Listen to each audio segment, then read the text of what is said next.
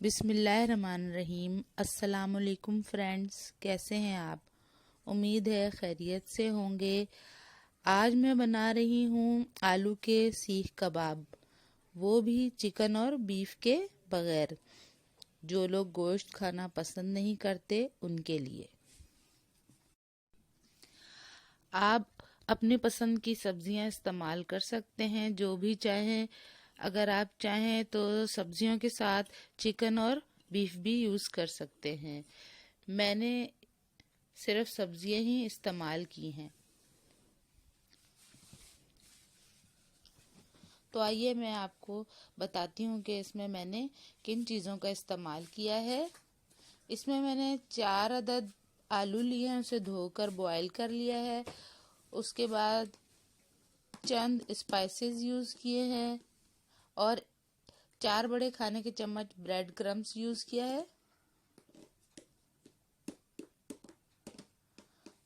और सब्जियों में मैंने 4 बड़े चम्मच खाने के कैबेज ली है, बंद गोभी उसका कद्दूकश कर लिया है, और 1 बड़ी प्याज उसे भी कद्दूकश कर लिया है। हरा धनिया और शिमला मिर्च को भी बारीक काट लिया है, हरी मिर्चों को भी बारीक काट लिया है। अब बॉयल आलू को हम कद्दूकश कर लेंगे। पीसने से आलू के कुछ गुठलियां रह जाती हैं, इसलिए इस तरह से हम आलू को कद्दूकश कर लेंगे।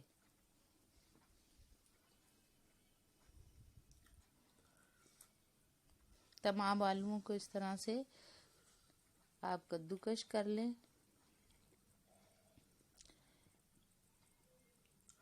ये देखें, बहुत ज़बरदस्त कद्दूकश हो चुके हैं आलू हमारे।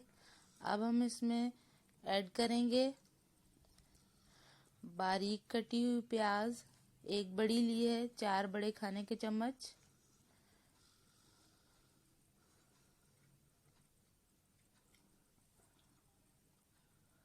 एक मीडियम साइज की मैंने इसमें शिमला मिर्च ली है और 4 बड़े चम्मच बंद गोभी के कद्दूकश करके डाल दिए हैं।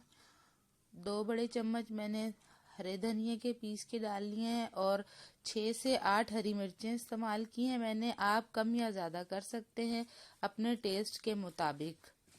जिनको मिर्चें ज़्यादा पसंद है वो मिर्चें ज़्यादा डाल लें। और ये है ब्रेड क्रम्स, ये मैंने 4 बड़े चम्मच लिए हैं खाने के। ये बाइंडिंग के लिए इस्तेमाल किया है, इससे हमारे जो कबाब हैं वो क्रिस्पी भी बन जाएंगे। और ये स्पाइसेस मैंने इस्तेमाल की हैं, कुटी हुई लाल मिर्च 1 चम्मच, काली मिर्च 1 टेबलस्पून और ज़ीरा है 1 टेबलस्पून। सॉल्ट अपने टेस्ट के हिसाब से ले लें।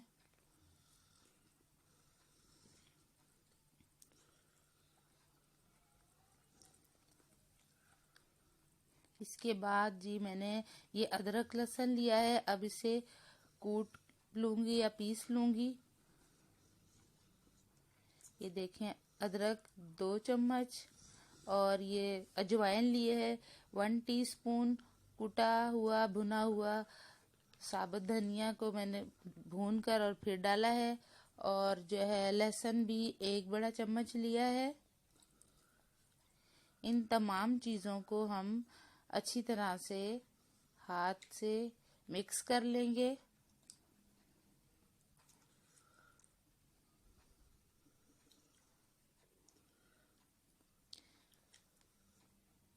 अच्छी तरह से इसे मिक्स कर लेंगे। अब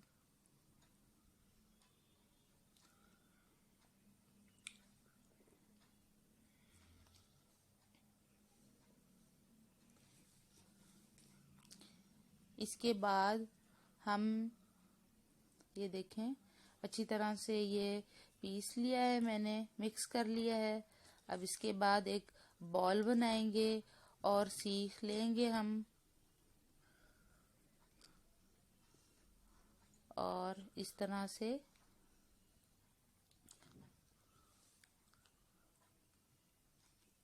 सीख कबाब वाली स्टिक ली है और उस पर हाथ गीला करके लगा लें या फिर थोड़ा सा ऑयल लगा लें हाथ पर। और इस तरह से तमाम کباب ریڈی کر لیں گے ہم۔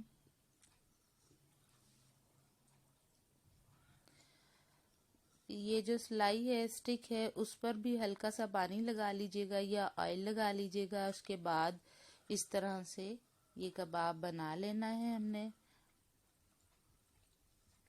یہ دیکھیں اس طرح سے بڑی آسانی سے بن جائے گا، اور اسے ہم ایک سائڈ پر رکھتے جائیں گے ایک پلیٹ میں، اور پھر فرائی کریں گے۔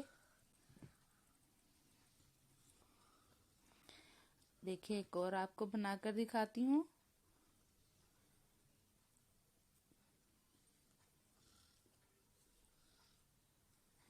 میری ویڈیو کو لاسٹ تک دیکھیے گا تاکہ آپ کو تمام ٹپس اور ٹرکس سمجھ آ جائیں، اور آپ کے بھی سیخ کباب، پوٹیٹو سیخ کباب اچھے بنے۔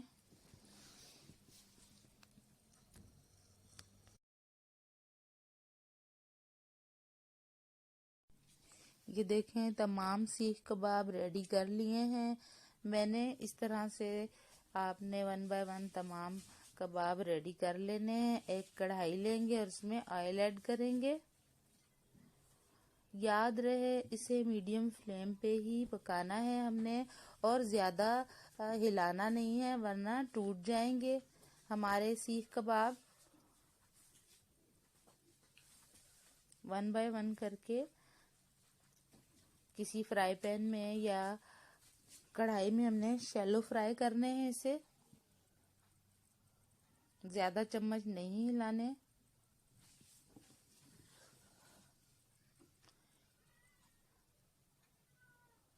آرام سے اس کی سائڈ چینج کرنی ہے،